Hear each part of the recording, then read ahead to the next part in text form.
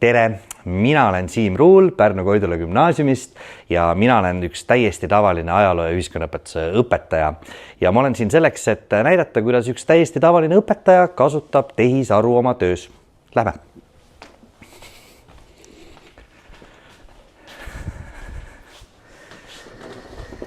Õpetaja töö kõige raskem osa on selles, et aega on õudselt vähe ja tööd on õudselt palju ja tehisaru võimaldab selle aja efektiivsemat kasutamist ja sellest tulenevalt ma tahaksingi teile näidata paari nippi, mida mina ise kasutan. Ma ei ole kindlasti mingi tehisaru A-level õpetaja, küll aga ma arvan, et ma olen leidnud paar nippi, kuidas teha oma tööd ettevalmistamisel lihtsamaks, tunde lihtsamaks ja lõpuks seda ka, et kuidas need hinded e-kooli jõuavad. Kõige esimene asi, mis õpetaja töös on keeruline, ongi see, et kuidas valmistada tundi niimoodi ette, et sa ei raiska selle peale kodus teist sama palju aega. Näiteks tahan rääkida Eesti taasiseseisvumisest ja materjali mina ju tunnen, aga oluline on see, et ka üks õpilane seda saaks lihtsasti minu käest kätte.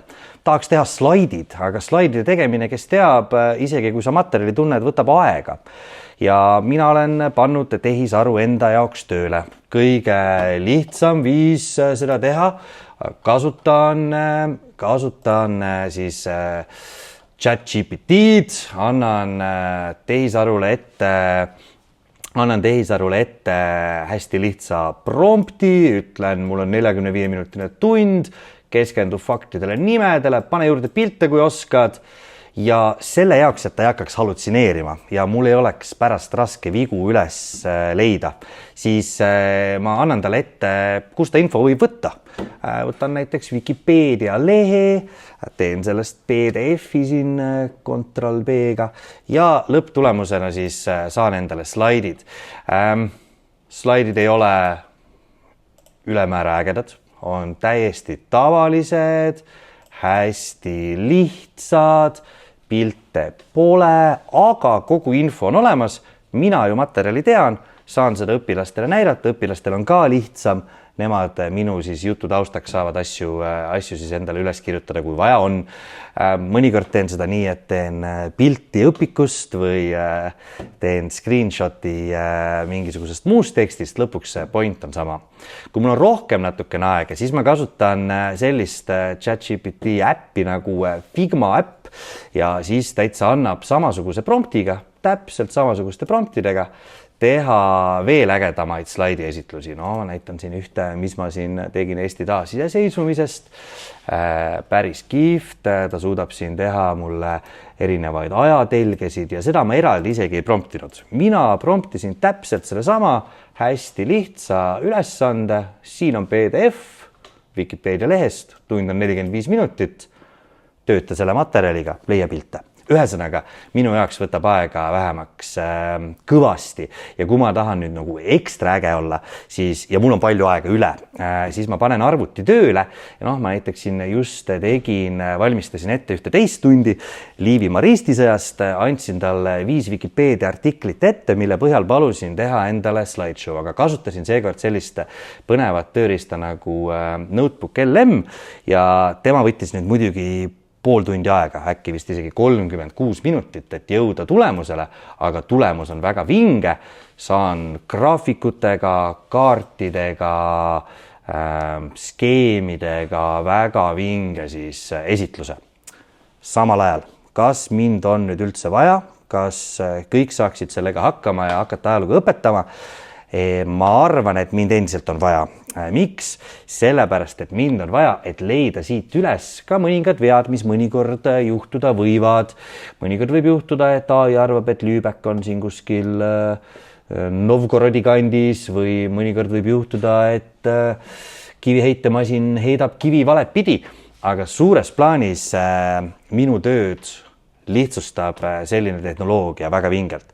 Ma olen isegi nii laisk, et ma mõnikord olen pannud selle slaidi esitluse ette, teades ise, kus vead on ja palunud õpilastele üles leida. Kes üles leiab, see saab boonuse. Ühesõnaga, ettevalmistuses saan hoida palju aega kokku ja see võimaldab mul tegelikult olla lõbusamas tujus ja motiveeritum, kui ma jõuan päriselt tunni juurde. Ja ma usun, et enamik õpetajaid on selliseid, kes tegelikult naudivad seda tööd, kus nad saavad õpetada kõige rohkem. Ja ka siin kohas ma arvan, et tehisaru on mind hästi palju aidanud. Et ma ei saa siiralt aru, kui tehisaru ei lubata kasutada või kui tehisaru kasutamist siis tunnis ei julgustata. Mina vastupidi olen proovinud seda teha, et olen proovinud anda õpilastele ülesandeid, kus tehisaru kasutamine on kas vältimatu või väga vajalik. Näiteks mul siin praegu õpilased teevad podcast'e, olen palunud neil siis tehisaru abiga teha teema selgeks, tehisaru abiga stsenaariumi mõelda ja on jõutud väga vingetele lahendustele. Aga et õpilase enda pingutus ära ei kao, siis ma ei luba näiteks podcasti teha selle sama Notebook LM-iga, mis ka jutu tegelikult siis sisse loeks nii-öelda. Et peab olema tasakaal. Ja üks teine hästi äge mõte, mis mul siin viimasel ajal on tekkinud, eks need mõtted ju tekibki juurde, on see, et ma palun õpilastel teha gruppides, kas paaris, suuremates gruppides mõni teema endale tehisaru abiga selgeks. Ja siis saada see teema nii selgeks, et neil on võimalik seda oma kaaslastele õpetada, jutustada, selgeks teha. Mis tähendab seda, et ei piisa ainult ühest promptist, ei piisa ainult sellest, et korra tehisarult küsida keerulisi sõnu, mida rohkete vigadega ette lugeda, vaid tuleb tehisaruga töötada nii, et sina ise saad aru, sest muidu sa ei oska seda edasi kanda. Ja mulle see väga meeldib just sellepärast, et kui muidu on mind 20, 30, 35 õpilase peale üks, kes saaks aidata, siis nüüd tehisaru annab igale ühe abiõpetaja kätte, kellel vähegi seade on. Ja see võimaldab päriselt minul tegeleda nendega, kellel on raskem. See võimaldab minul tegeleda sotsiaalsete oskustega, emotsionaalsete oskustega, tegeleda grupidünaamikatega, sellega, mis päriselt õpetamine võiks olla, mitte siis lihtsalt sisu tõstmine kulbiga ühest peast teise. Vot. Ja iga õppimisega on ju ka nii, et pärast ettevalmistust ja pärast õppimist tuleks tegeleda kordamisega ja hindamisega. Ja õpetajana hindamine on tegelikult, ma ütleks, kõige tüütum osa tööst. Ettevalmistus on äge, sellepärast, et sulle meeldib see töö ja töö noortega on äge, sellepärast, et sa saadki siis õpetada, aga hindamine ei ole tüütu. Teed oma kontrolltöö ja siis sa pead seda parandama ja siis keegi saab 5 ja võib-olla keegi saab 2 ka. Mina olen suutnud, ma arvan, julgelt 2, 3 kuni 4 korda vähendada oma kontrolltööde hindamise mahtu, kasutades mõnda tehisaru rakendust. Üks rakendus, mida mulle väga meeldib kasutada, on rakendus nimega ClassTime. ClassTime on põhimõtteliselt nagu Moodle. Lihtne, aga samal ajal väga efektiivne. Teen oma kontrolltöid arvuti sisse, õpilased kirjutavad vastuseid ja see võimaldab mul vastuseid kiiremini parandada. Siin on väike tehisaru liides, mis parandab vastused ise ära. Mina saan üle kontrollida, siin punkte muuta, lisada, täiendada. Aga mis mulle veel nagu ekstra meeldib, on see, et kui ma hoian kokku aega selle pealt, et lihtsalt lugeda ja parandada, hoian kokku selle pealt aega, et mul ei lähe tervet nädalavahetust, et hindet saada e-kooli või stuudiumisse, siis see võimaldab mul rohkem tegeleda selle õpitu analüüsiga.